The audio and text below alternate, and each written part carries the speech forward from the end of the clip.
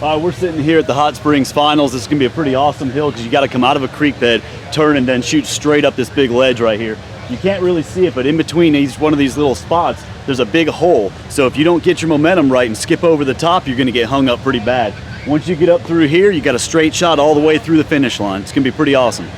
Rear steer going to be a factor? Rear steer is going to be huge because I'll be able to take this corner, kick the rear steer, and line straight up for this. A lot of guys are going to have to pull up, back up, and then get the momentum to shoot. So I should be able to get a couple seconds on them.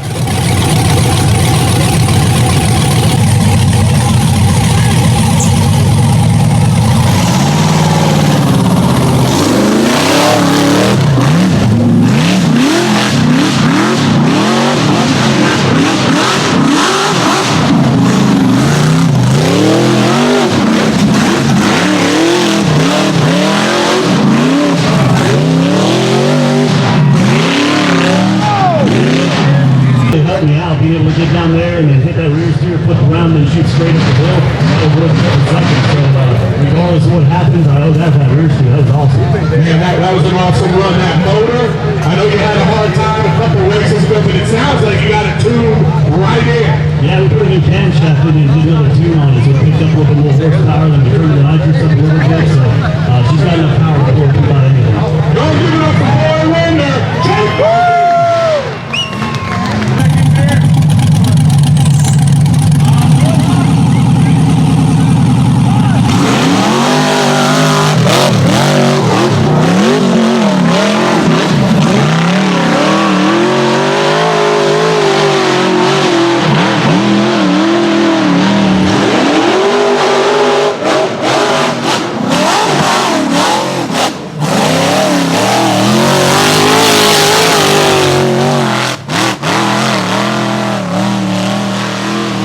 Somebody we already had on stage took first place, Mr. Jake Burkey.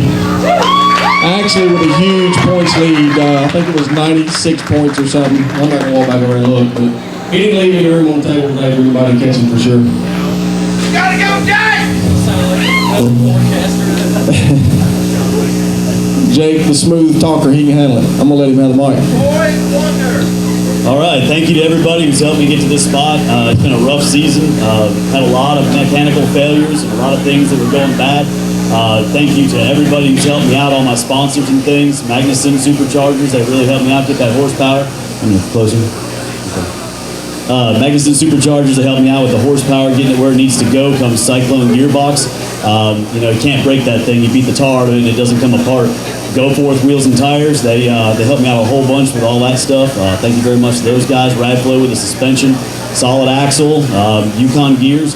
Put those Yukon gears in and haven't had to even look back. So thank you to all that stuff. Team R Customs out of Canada. They've just been really, really good. Thank you to all the fans coming out here, checking us out. Travis Love for helping me out with all the million things that we've done together. You know, my friends and family and everything else, and I wouldn't be here without you guys. So thanks so much to everybody. Thank you, Clyde, for putting on an awesome show. Southern Rock Racing Series is where it's at, so y'all check us out. You're so smooth on the microphone. I want to know how you keep a buggy together when you spend all your time in the bathroom practicing in the mirror. That's a tough one. I don't know, man. You know, you just kind of hack away at it. It comes naturally, you know what I mean? I can teach you how to do it. You'll have to pay me. I've got Mr. Jake Burkey racing out of Georgia. Would you claim Georgia? I like to claim Tennessee more than Georgia. I mean, I've been living there for about 8 years now, but I'm definitely from Tennessee. That's where my heart's at. Outstanding, outstanding. Me too. I'm a New Yorker, but I'm a Vol. I'm gonna open it all up. Yeah, it's for good luck, but the season's over. You had a rough first part of the season. Can you tell Facebook about it? So I have what they call Burkey luck, where everything you touch just breaks. Anybody who comes around me and I touch their stuff, it breaks. And this season has been just god awful. I've had more mechanical problems this year than you can shake a stick at. I've not finished a bunch of hills because of just little things. And I got a good luck charm here in the audience. She did really well for me. Thank you for that. But he's not pointing to Travis Lovett. Yeah, it's been a rough season. It really has. It's definitely pushed me to the limits, but I didn't give up. I kept on pushing, and it's been helping me out in the long run because it just builds a lot of character and keeps you on top. Now, when all of your friends are telling you you need to focus on making real horsepower, you know what I'm talking about. Oh, yeah. How do you overcome that and say what I'm working on and what I'm doing is going to work for me? I mean, were there moments of doubt? What was going through your head? So coming into the season, one of the biggest things I needed was more power, so I rebuilt the whole suspension and rebuilt all the axles to be able to handle it. But I wanted to go with a supercharger, and all my buddies kept on saying, "Man, go with a stroker motor, go with a stroker motor." But I saw a different vision, so I wanted to go with the blower. But I ended up blowing the motor once, and I had the belt start coming off a bunch of times, and just catching all sorts of hell from everybody because they keep on saying you should have built a stroker motor instead of doing that blower. But and in that moment of weakness, there was that doubt. There had to have been. It was that split second of doubt. You think to yourself, maybe I did turn the wrong way. Maybe I shouldn't have done a blower. Maybe I should have went a stroker motor instead. But when it was all said and done, that thing is, I'll tell you what, it's got some power and it's down low, and throw the nitrous to it too, and that thing comes alive, really. I tell you what, watching you today on the first hill, I don't think anyone was expecting you to one-shot it. When did you know you were gonna one-shot it? I knew I was gonna one-shot it when I got to the top. You fly down through there, you hit the rear steer, you flip the throttle, and you just kind of hope and pray with your eye closed, and it lands up on top, and you go, hey, that's what I was planning on doing right there. So there was no doubt. There was no doubt in your mind on hill number one that you were gonna hit that rear steer.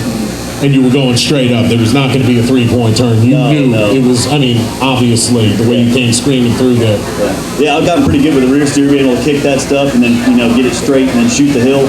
Right before we started, we took a little interview, and I said, I'm going to fly up here, hit the rear steer, and it should save me a couple seconds.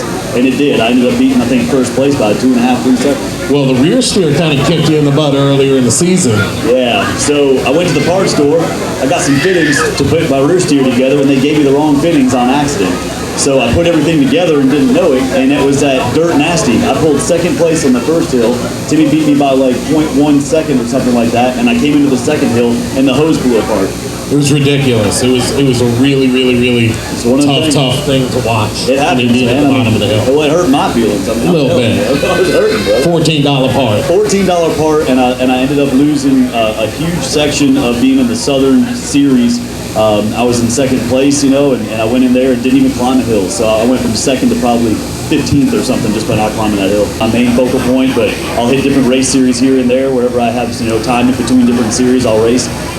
We got a little bit of changes to the buggy, but it's performing really well, so it's going to be some minor things. I'm thinking about changing up the color scheme. I'm thinking about changing up some of the graphics and stuff, just making everything nice and fresh and pop a little bit more for 2017. So, Jake, it's going to be a big year next year. If we go to a 10-race series, is that going to be beneficial to you? You're looking forward to a longer series? To be honest with you, man, it was like everything that I could do to keep up this year, so it's going to be really difficult on us. If we keep on running with the RV, I'll be perfectly fine. Travis Lovett and his father, they helped us out, and we were able to get in the RV, and being able to sleep and stuff on the way through events is huge because normally I'm getting off work at, I don't even know, 6 o'clock in the night, and then heading over, grabbing some grub, falling asleep, waking up at 3 o'clock in the morning and taking off. So it's really difficult for me to be able to get to all these events. I've gotten about 10 emails asking, I don't know why they're sending them to me, but how is it to travel with Mr. Lovett? What's it like traveling with the Hitman? I don't know why they're writing me, but they're writing me. If you took a couple squirrels and you got them really drunk and then put them in a bag and shook them up and let them out, that's like Travis Lovett and his dad. They're just running around like crazy, like squealing, making noises. You don't understand them, but they're hilarious. It's like the chipmunks. Is it like that, like 24/7 for real? Is it just wide open? Yeah, it's like SpongeBob with some swamp people mixed in there. Like some drunken squirrels and stuff. It's insane. They're crazy, man. But they're great people. And for those of you who are just joining us here, we're at the 2016 SRRS Finals here at Hot Springs, Arkansas. Sitting next to me is boy wonder himself, Mr. Jake Burkey. That's gonna stick. Yeah, and what we need you to do, we got a bunch out there right now, but I need you to share this. I need you to share this with all your friends. I know y'all got 5,000, 10,000 friends out there, about 7,000 more than me. And y'all need to share this. What was it like going out there knowing that, well, you know, I could jump up? What was your plan for today? I think my plan's always to run as hard as I can. I mean, I don't really change the plan. I go there, I do as best I can, and just keep on trying every time. But when I hit the rear steer and shot up that hill and went straight to the finish line, I knew that I had a really good run, and I watched people not beat my time. So then the confidence going into the second hill really pushed me up to the top. So I mean, I run as hard as I can every time. Sometimes it works, sometimes it doesn't. Sometimes I break a lot of stuff, but it is what it is.